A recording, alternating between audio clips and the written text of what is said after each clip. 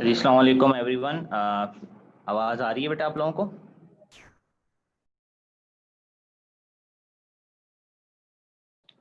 अच्छा जी, तो हम लोग बेसिकली डिस्कस कर रहे थे status of matter last class में। आई होप के आपकी कुछ क्वेश्चंस पूरे हो गए थे क्लास में। आप जल्दी जल्दी यहाँ पर चैट में क्वेश्चन नंबर्स बता दें, पेज नंबर के साथ ज़रूर लिखिएगा, क्योंकि कुछ क्वेश्चन नंबर्स थ्योरी में वही हैं, एमसीक्यूज में वही। तो वन लिख देंगे तो मुझे नहीं समझ में आएगा कि एमसीक्यू का वन है या मल्टीपल स्टेटमेंट का वन है या थ्योरी का वन है। तो कौन सा क्वेश्चन किस पेज नंबर पे है वो ज़रा आप मुझसे बता दें तो मैं वो क्वेश्चंस करा दूं आप लोगों को जो टॉपिक के रहते हैं, ताकि आज हम ये टॉपिक ख़त्म कर लें और फिर नेक्स्ट क्लास से हम नया, जब आप कल क्लास स्कूल आएंगे तो हम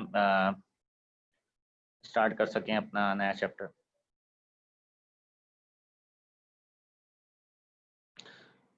क्वेश्चन 39 एमसीक्यू का मोहम्मद सलमान पूछ रहे हैं, तो मैं वहाँ 39 पे जा रहा हूँ एमसीक्यू का।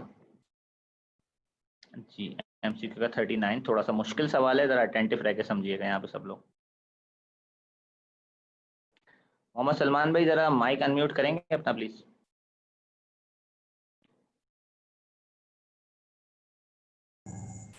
जी सर। बेटा ये बताओ कि जो आंसर्स हैं तुम्हारे ए बी सी डी, जी सर। इनमें कोई अजीब बात नोट कर रहे हो? अगर हमें equation P V equals to N R T लगानी है इसको सॉल्व करने के लिए क्वेश्चन को, तो क्वेश्चन के आंसर में कोई अजीब बात है? सर 22.4 DM नहीं। 22.4 भी है, और आप क्या सिर्फ एक्सपेक्ट कर रहे थे क्या होना चाहिए? सर मेरे तो कुछ और ही बन रही थी इक्वेशन, आंसर भी है दूसरा। मैं बताता हूँ आपको नोट क्या करना था। आपको नोट ये करना था कि जो इक्वेशन है ना उसमें एक वॉल्यूम है और एक टेम्परेचर है, ठीक है? और इस इक्वेशन के अंदर, हर इक्वेशन के अंदर दो टेम्परेचर हैं। ये रहे 273 एक टेम्परेचर है और 373 एक टेम्परेचर है। 373 273 373 273 373 273। तो ये दो टेम्परेचर्स कैसे आ रहे हैं? एक है 0 डिग्री, 0 डिग्री केल्विन में कितना होता है? 273। 273। तो 273 तो इसकी वजह से आ रहा है। और एक है 100 डिग्री, 100 डिग्री केल्विन में कितना होगा? 373। तो ये दो टेम्परेचर्स कैसे आ गए इस इक्वेशन में? तो कितने टेम्परेचर हैं? एक ही। एक। अब आते हैं हम वॉल्यूम पे। मैं कलर कोड चेंज कर रहा हूँ, कलर कोड मैं ग्रीन कर रहा हूँ। 22.4 0.025 0.025 22.4 22.4 0.025 0.025 22.4। चारों में 22.4 भी है और 0.025 भी है। तो ये दो वॉल्यूम कैसे आ गई? वॉल्यूम तो एक होती है, ठीक है? ठीक है तो सर। क्या लॉजिक बन रही है कि वॉल्यूम दो दफा है और टेम्परेचर दो दफा है? पता नहीं सर। एनीवन कोई आइडिया देगा?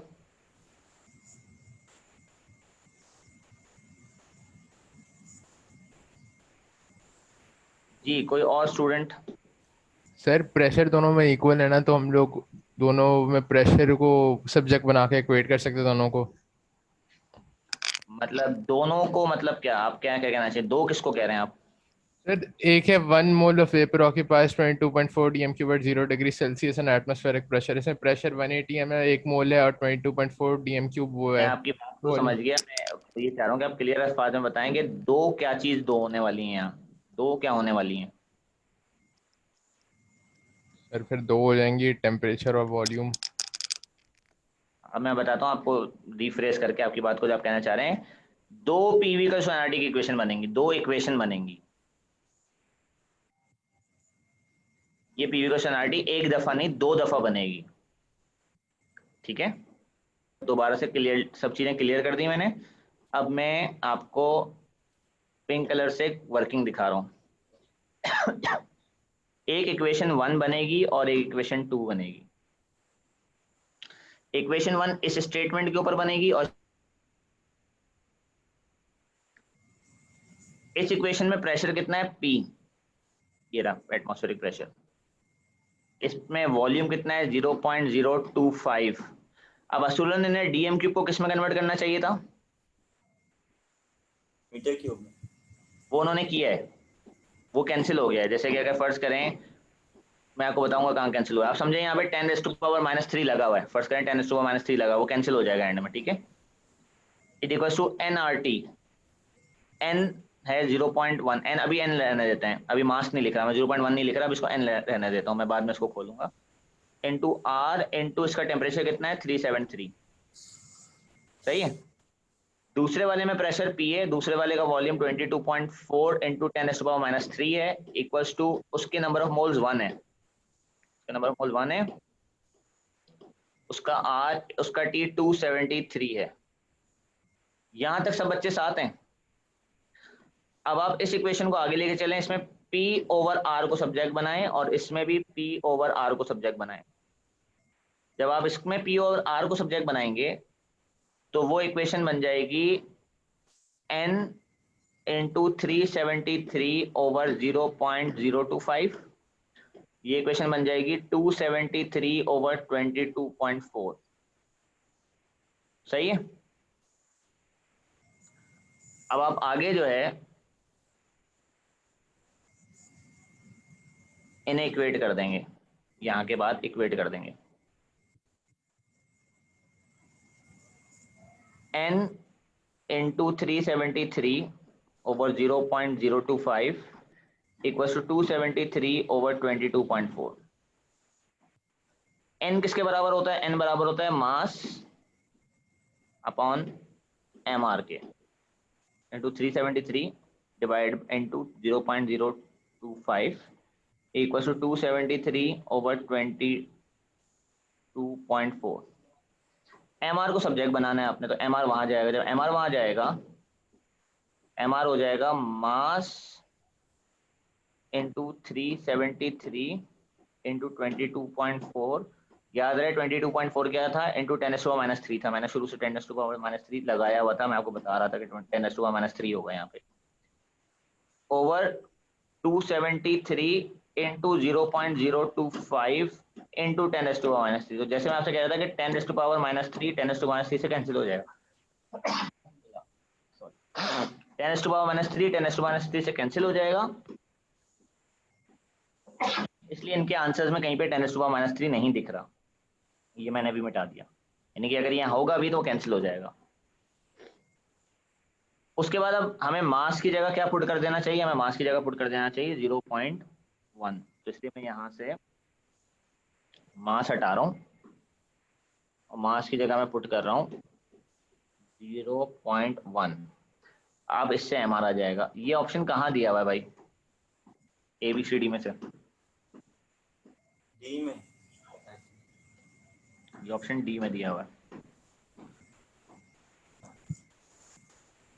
सबको समझ में आ गया, इसकी वर्किंग कॉपी कर लें।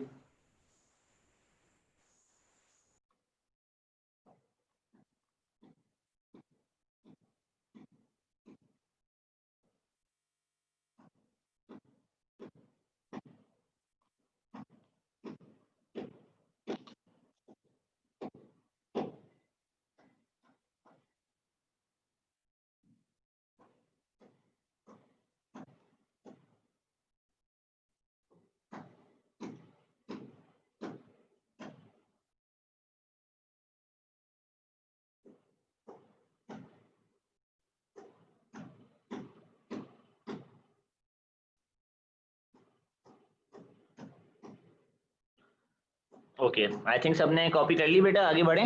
क्वेश्चन 37 एक बच्चे ने पूछा है, चलो मैं इरेज कर रहा हूँ, आगे बढ़ रहे हैं।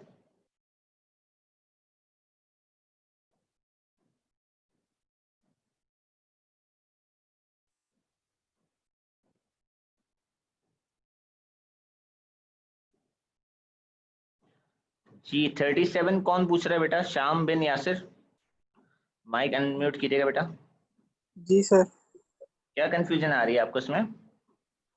सर इसमें हायर प्रेशर भी हो सकता है ना? नहीं, हाई प्रेशर तो आइडियल गैस नहीं बनाता, लो प्रेशर बनाता है आइडियल गैस। तो डी होगा। वीक इंटरमॉलिक्यूलर फोर्सेस आंसर है। ओके। कोई और क्वेश्चन किसी बच्चे का? 53 पूछ रहे हैं क्लास।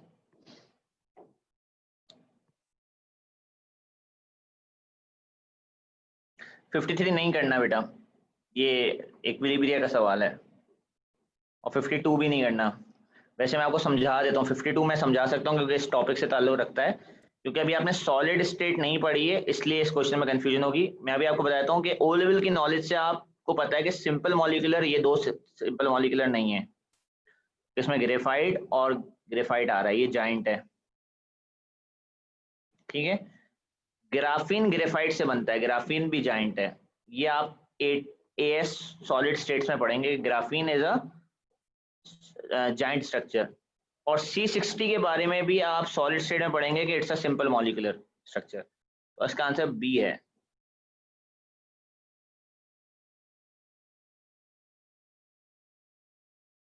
जी, इसके अलावा मल्टीपल स्टेटमेंट्स भी पूछ सकते हैं बेटा, मल्टीपल स्टेटमेंट्स। 47 देखता हूँ करना है कि नहीं करना। 47 जी 47 करना है बेटा, 47 करना है, और आई थिंक क्लास में डिस्कस, पता नहीं आपकी क्लास में नहीं हुआ। किसी आपको कंफ्यूजन है तो पूछे, मैं करा दूं। आपने अटेम्प्ट किया था?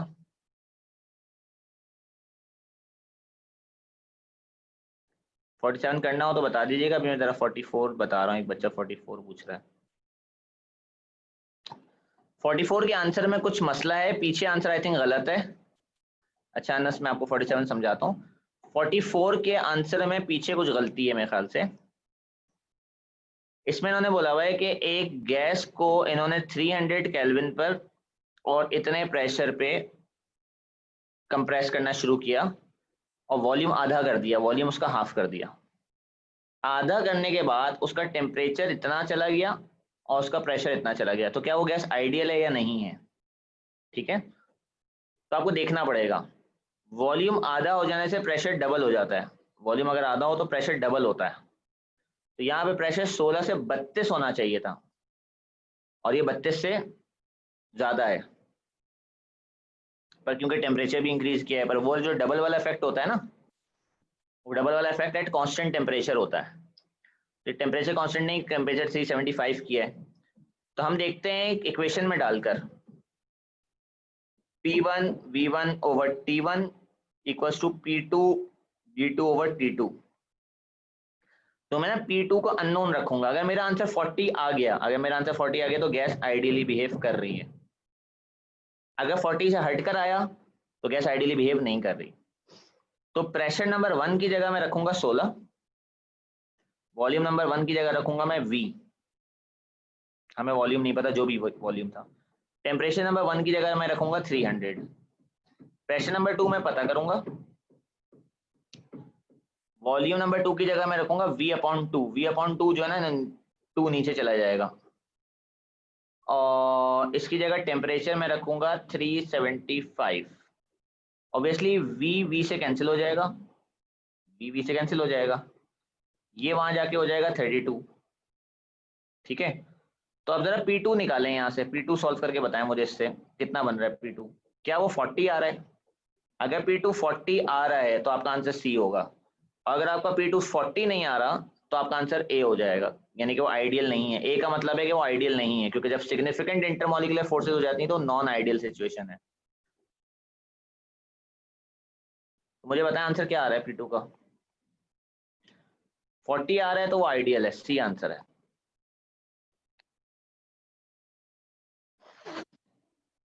जी, जो बच्चे सवाल पूछ रहा था उसको ये समझ में आ गया? उमर भाई,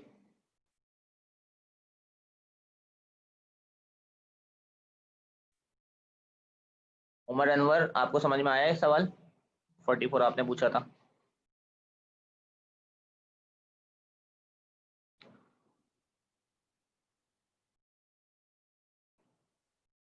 उमर अनवर की तरफ से जवाब अभी तक आया नहीं है, तो हम अनस भाई को 47 समझा देते हैं।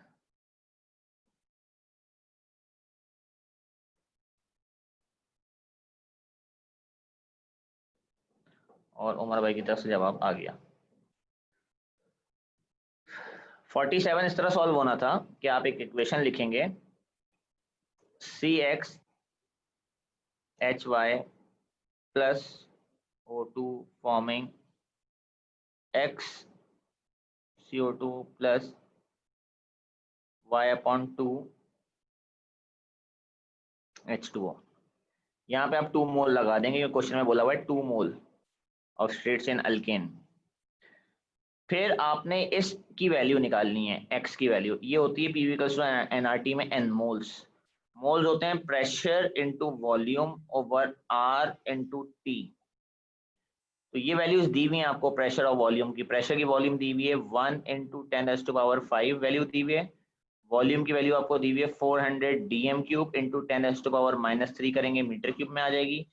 आर की वैल्यू है 8.314 और टेम्परेचर की वैल्यू आपको दी हुई है 301 केल्विन। जब आप ये पूरा सॉल्व करेंगे तो आपकी एन की वैल्यू आ जाएगी 16। जब एक्स की वैल्यू 16 आ जाएगी तो यहाँ क्या रखेंगे कि वो 2 से मल्टीप्लाई होकर 16 हो जाए। ऑब्वियसली 2 को आप मल्टीप्लाई करेंगे 8 से, 8 से मल्टीप्लाई करेंगे तो 16 हो जाएगा। तो आपका आंसर ए है, क्योंकि 8 सिर्फ ए में है, इसमें हाइड्रोजन निकालने की जरूरत नहीं पड़ेगी आपको।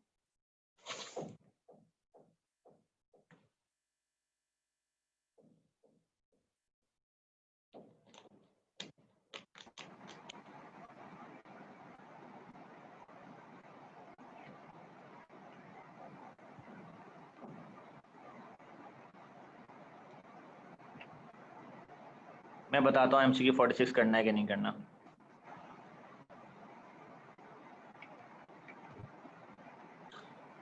माइक म्यूट रखें। नहीं, MCQ 46 अभी नहीं करना, ये मैं ग्राफ पढ़ाऊंगा अभी आपको। ग्राफ्स मैंने पढ़ाए नहीं अभी। अब आप मल्टीपल स्टेटमेंट्स में से कुछ पूछ लें या आगे थ्योरी में से कुछ पूछ लें। ये मल्टीपल स्टेटमेंट्स हैं और थ्योरी है। मल्टीपल स्टेटमेंट में 11 और 10 नहीं करना। मल्टीपल स्टेटमेंट में 10 और 11 नहीं करना, बाकी सारे करने हैं। मल्टीपल स्टेटमेंट के 10 11 नहीं करना, बाकी सारे कुछ भी पूछ सकते हैं। बी का 1 3 9 और 13 MCQ 52। चलें 52 करवा के फिर आगे बढ़ जाते हैं। 52 बेटा अभी बताया था आपको, नहीं करना है ये। अच्छा 1 पर आ जाएं जी। इखलास भाई जरा माइक अनम्यूट करें। जी सर। क्वेश्चन नंबर 1 में वो कह रहा है कि एक कंटेनर है, उस कंटेनर में आपने एक सॉलिड रखा है, उस सॉलिड का नाम है Y।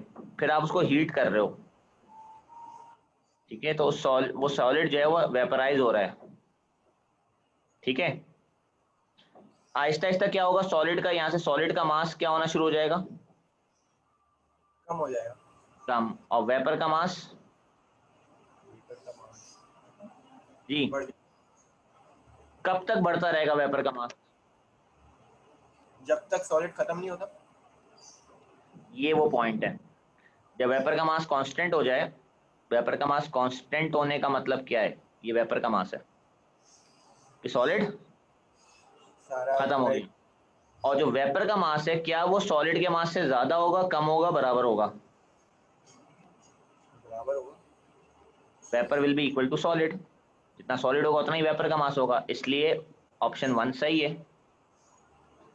कि the mass of Y used in the experiment was m। ये बात समझ में आई? उसके बाद कह रहे हैं कि जो प्रेशर वेपर का है वो कांस्टेंट रहेगा सारे टेम्परेचर्स में T से ऊपर। कह रहे हैं T से ऊपर अगर आप टेम्परेचर बढ़ाते रहें तो प्रेशर नहीं बढ़ेगा, ये गलत है। क्योंकि भाई जब आप टेम्परेचर बढ़ाते हैं तो पार्टिकल्स गेन काइनेटिक एनर्जी और नंबर ऑफ कोलिजन्स बढ़ती हैं, स्पीड से बढ़ती हैं, प्रेशर बढ़ता है। तो ऐसा कैसे हो सकता है कि आप एक कंटेनर में बंद करें, प्रेशर कुकर जैसे होता है, प्रेशर कुकर में किसी गैस को पानी को बंद करें, उसको चूल्हे को जलाएं, सारा पानी उबल के स्टीम बन जाए और फिर टेम्परेचर बढ़ता रहे, तो अंदर प्रेशर कुकर के प्रेशर बढ़ेगा नहीं। टेम्परेचर बढ़ने से तो प्रेशर बढ़ता है ना बेटा, लाजमी। 2 हो गया गलत। जब 1 सही हो और 2 गलत हो, 1 सही हो और 2 गलत हो, तो ऐसे में आंसर सिर्फ डी बनता है, क्योंकि 2 सब में आता है। 2 गलत है, तो अगर 2 गलत है तो ए बी और सी गलत है। तो ऐसा तो नहीं हो सकता कि 1 और 3 सही हो जाए, ऐसा तो कोई ऑप्शन ही नहीं है ना। तो इसलिए आप डायरेक्ट डी सेलेक्ट कर लेंगे। ठीक है खलास भाई? सर इसका क्वेश्चन 3 भी बता देगा। इसका ऑप्शन 3, क्वेश्चन 3 सेक्शन बी का। हाँ हाँ मैंने आपके क्वेश्चंस देख लिए हैं, मैं करा रहा हूँ सारे। 1 मिनट जरा मुझे दीजिएगा, जरा एडमिन में से कोई आया है, 1 सेकंड।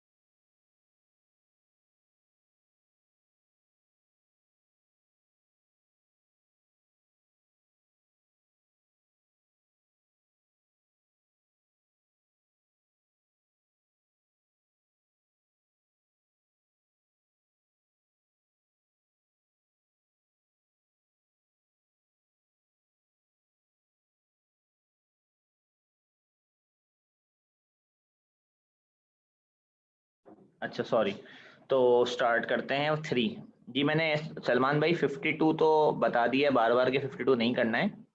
57 और 58 अभी मैं देख लेता हूँ जरा, ये इखलास का क्वेश्चन 3, 9 और 13 पहले मैं सॉल्व कर लूँ।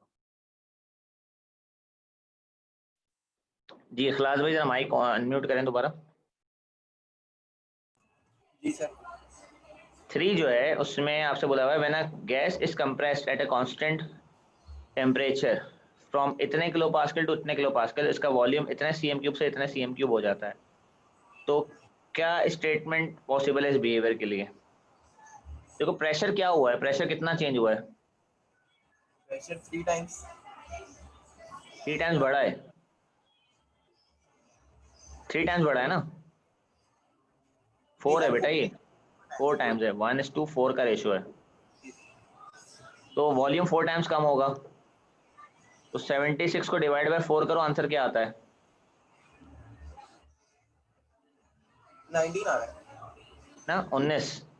जी सर। तो ये वॉल्यूम गलत आ रहा है ना, इसका मतलब है गैस आइडियली नहीं बिहेव कर रही, गैस बिहेव नॉन आइडियली, तो 1 सही हो गया।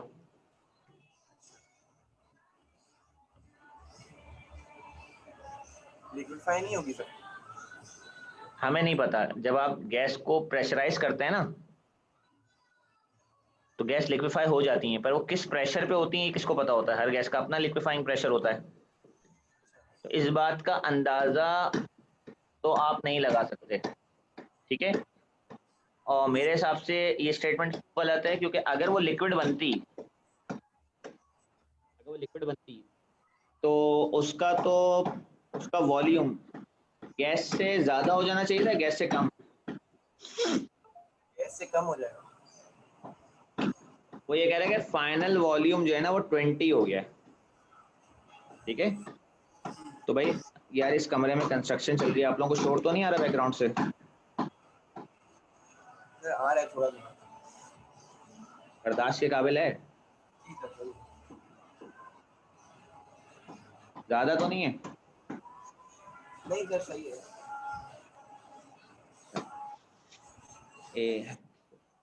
इनको जरा रुकवाते हैं, रुके।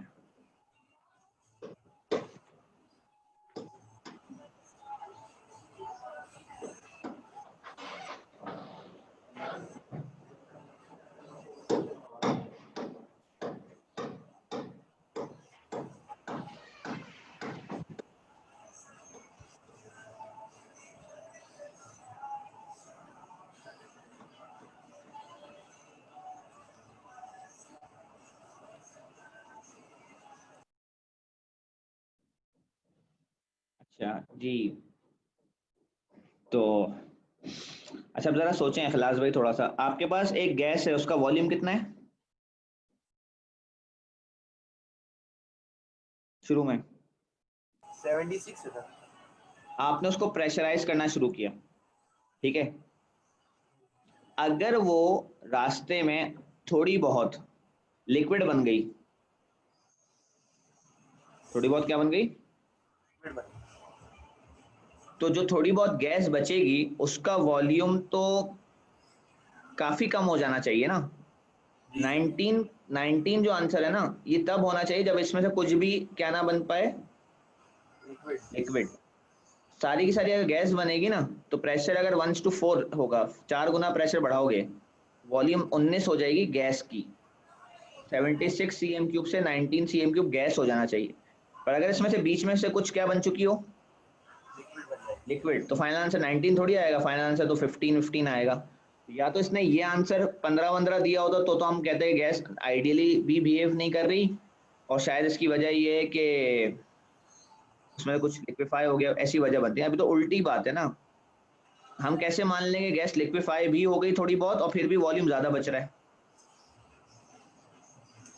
नंबर 1।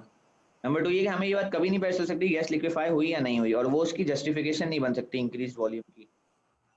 लिक्विफाई होना डिक्रीज्ड वॉल्यूम की जस्टिफिकेशन बन सकता है। अगर 19 से कम वॉल्यूम आता तो हम शायद ये बोलते हैं कि कुछ लिक्विड बन गई इसलिए ऐसा हुआ है, वॉल्यूम कम बचा है। ज्यादा बचा है वॉल्यूम, उसके लिए जस्टिफिकेशन कैसे हो सकती है कि लिक्विड बन गया था, तो बढ़ कैसे गया वॉल्यूम? बात समझ में आई बेटा?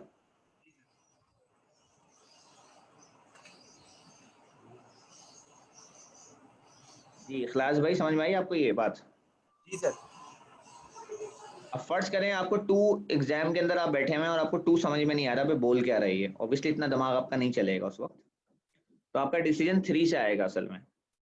1 आपको पता चल गया सही है, ठीक है? अब 3 जो है, gas is absorbed on the vessel walls, gas जो है वो वेसल की वॉल्स पे एब्जॉर्ब हो गई। क्यों भाई, गैस एक जगह रुक जाती है जाके क्या? गैस कंटिन्यूस रैंडम मोशन में वॉल पे जाके क्यों चिपक जाएगी गैस? 3 तो है ही गलत, तो इसका आंसर डी है, सिर्फ 1 सही है, क्योंकि 2 वैसे ही गलत होता है और 1 के बाद तो आंसर डी हो जाता है।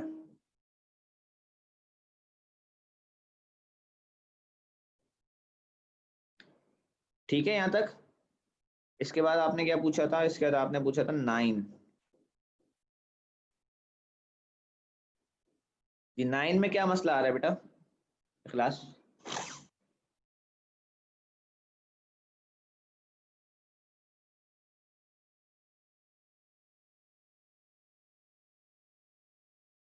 नाइन में क्या इशू आ रहा है?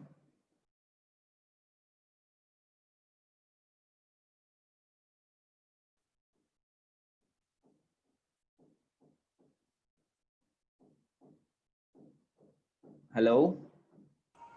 जी सर, वो 9 सही है सर। 9 लिख दिया थी ना।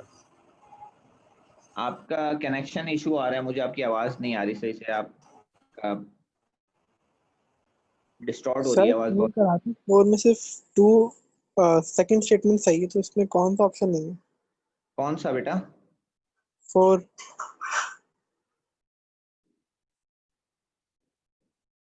4 में बेटा 1 सही है, 2 गलत है। 2 गलत है, 1 सही है।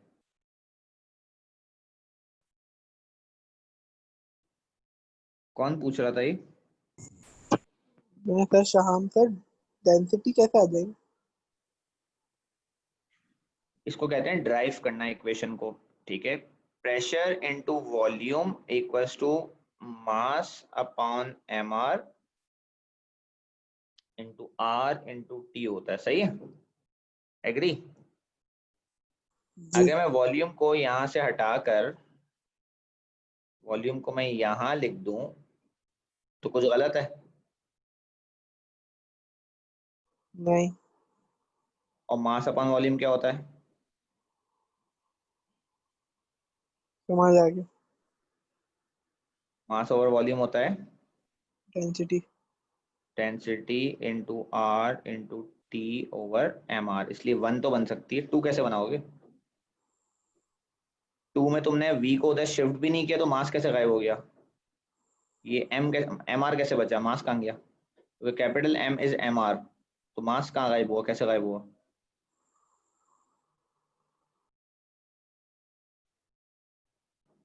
आइडियल गैस इक्वेशन ये तो बन सकती है, ये भी आइडियल गैस इक्वेशन ही है।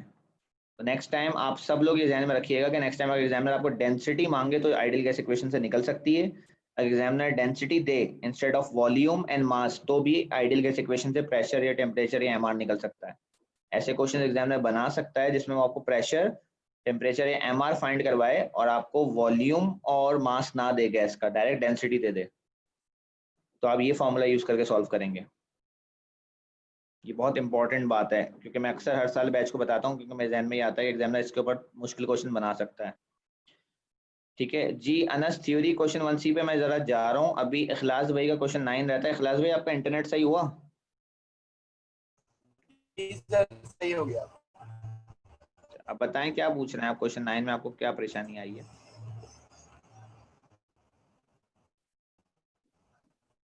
जी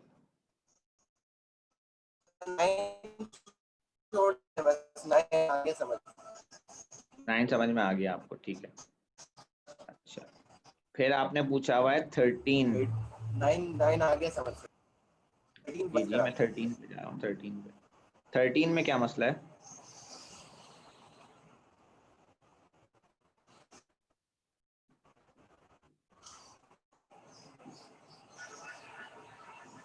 समझ नहीं आया।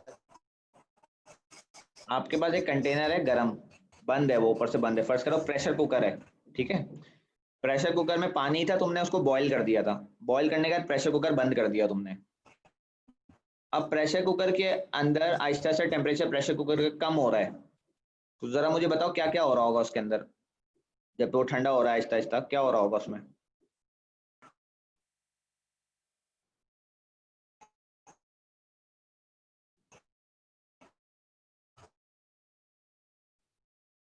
जब आपका टेम्परेचर कम हो रहा होगा तो पानी ठंडा हो रहा होगा। पानी ठंडा होने का मतलब है उसके पार्टिकल काइनेटिक एनर्जी लूज कर रहे होंगे, ये बात बिल्कुल ठीक है।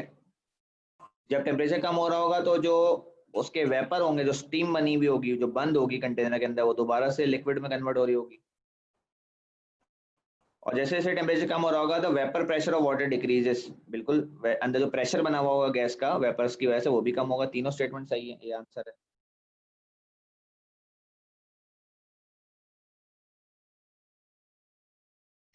ठीक है बेटा।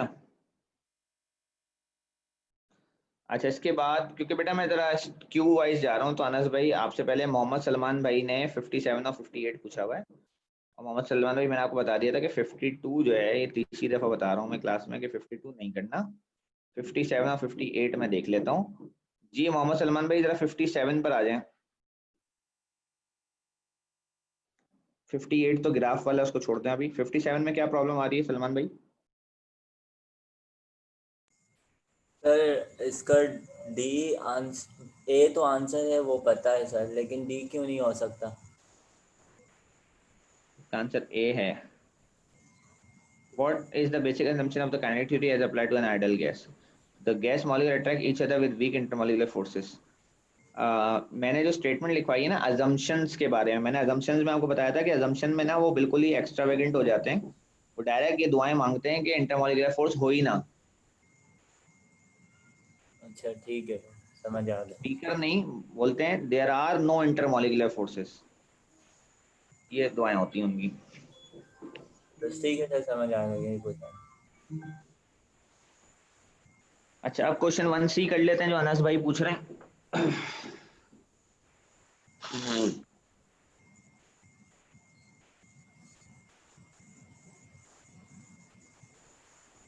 थ्योरी का क्वेश्चन 1C।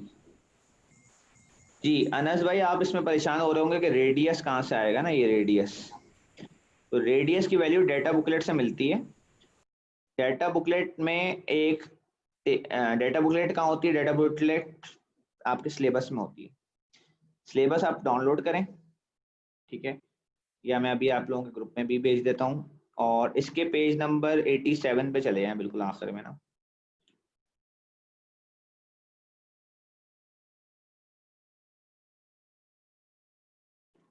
पूरा सिलेबस खत्म करने के बाद एंड में एक बहुत बड़ी सी हेडिंग होगी, आप उसको मिस नहीं कर सकते, इसलिए आप जल्दी जल्दी इसको स्क्रॉल भी कर सकते हैं, आपको दिख जाएगी वो हेडिंग जब आएगी। ये सारा सिलेबस कंटेंट ही चल रहा है, तो जाने रहे। बहुत बड़ी सी ब्लैक कलर की हेडिंग है वो, ये आ रही है हेडिंग।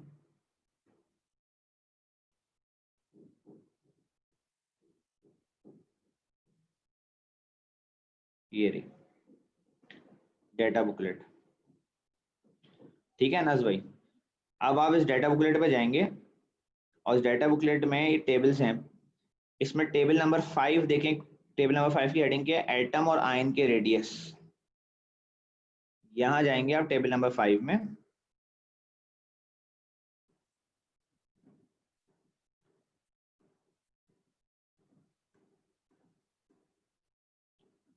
और टेबल नंबर 5 में ये आपको रेडियस दिया है, और ये रहा आर्गन का रेडियस। सॉरी ये तो नियॉन है, आर्गन ये रही नीचे, ये आर्गन का रेडियस। अच्छा ये 0.19 नैनोमीटर है, क्योंकि ऊपर यूनिट देखें तो टेबल में ऊपर यूनिट लिखे हुए नैनोमीटर्स। नैनोमीटर का मतलब होता है 10⁻⁹। तब हम क्वेश्चन पे वापस आते हैं, आपको यहाँ से रेडियस मिल गया 0.19 इंटू 10⁻⁹ है इसका रेडियस। तो अगर आपने इसका वॉल्यूम निकालना है तो 4/3 इंटू पाई इंटू आर का क्यूब, ये करें तो वॉल्यूम आ जाएगा। तो वो वॉल्यूम जो आएगा वो याद रखिएगा मीटर क्यूब में आएगा। अब अगर आपने 1 मोल में कन्वर्ट करना है तो अपने पार्ट 1 के आंसर को मल्टीप्लाई बाय 6.02 इंटू 10⁻23 कीजिएगा। तो यहाँ आपने एक एटम का वॉल्यूम निकाला है, पर एटम वॉल्यूम निकाला था आपने, पर एटम। अब आपने उसको कन्वर्ट करना है मीटर क्यूब पर मोल में,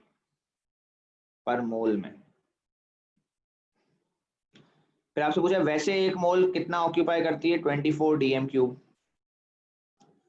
तो अब आप उसको जब परसेंटेज बताएं, तो परसेंटेज के लिए आप क्या करेंगे, जो आपका आंसर आया है पार्ट C3 का, जो आंसर है उसको डिवाइड करेंगे 24 इंटू 10⁻³ से। 10⁻³ क्यों किया है? क्योंकि जब मैं इसको 10⁻³ से मल्टीप्लाई करूंगा तो ये मीटर क्यूब में कन्वर्ट हो जाएगा इंटू 100, तो वो आपका आंसर लेस देन 1% आएगा, 1% से कम आएगा। वो ये प्रूफ करना चाहते हैं कि नोबल गैसेस आइडियल इसलिए हैं क्योंकि नोबल गैसेस के अपने 1 मोल एटम का जो वॉल्यूम होता है वो 1 मोल ऑक्यूपाई कर बैठता है उससे काफी कम होता है। जो आपने ऊपर अजम्पशंस दी हुई है ना इस क्वेश्चन में 2, कि पार्टिकल्स का अपना वॉल्यूम नहीं होता या बहुत निग्लेजिबल होता है, ये अजम्पशन इससे प्रूव हो रही है कि पार्टिकल का अपना वॉल्यूम देखें लेस देन 1% आ रहा है जितना वो वॉल्यूम ऑक्यूपाई करता है। 1 मोल गैस अगर 24 ऑक्यूपाई करती है तो वो सिर्फ फैली हुई होती है 24 dm क्यूब में, उसके बीच में बहुत खाली जगहें होती हैं। उसका अपना जो एक्चुअल वॉल्यूम होता है वो पार्ट 2 में आपने निकाला हुआ है, सी पार्ट 2। ये समझ में आया अनस भाई?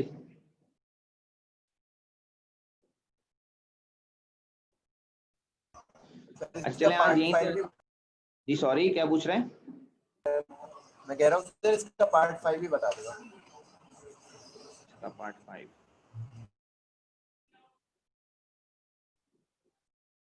इसके पार्ट 5 में यही जस्टिफिकेशन हुई ना बेटा कि आपने जो यहाँ अजम्पशन दी थी वो जस्टिफाई हो गई। आप कह रहे थे कि इनका वॉल्यूम निग्लेजिबल होता है, तो निग्लेजिबल है ना। आपका आंसर क्या आ रहा है? 0.07 समथिंग आ रहा है आंसर में, देखें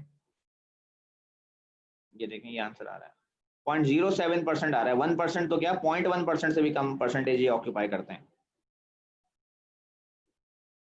अगर 1 मोल गैस इतना वॉल्यूम ऑक्यूपाई करता है तो उसमें एटम का अपना वॉल्यूम ये होता है, ऑक्यूपाई वो 0.024 कर बैठते हैं और अपना वॉल्यूम इनका 1.78 इंटू 10⁻⁻5 होता है। मैंने ये मीटर क्यूब वाली वैल्यू यूज की है इंटू 100, तो ये तो 0.07% होता है टोटल वॉल्यूम का जो ये ऑक्यूपाई कर रहे हैं। खुद इनका अपना वॉल्यूम होता है, बाकी जगहें खाली होती हैं। 99.03% ये वॉल्यूम ऑक्यूपाई नहीं करते, वो जगह खाली रहती है। ठीक है ठीक है सर। चलें भाई, ओके। ख्याल रखिएगा अपना, अल्लाह हाफिज़।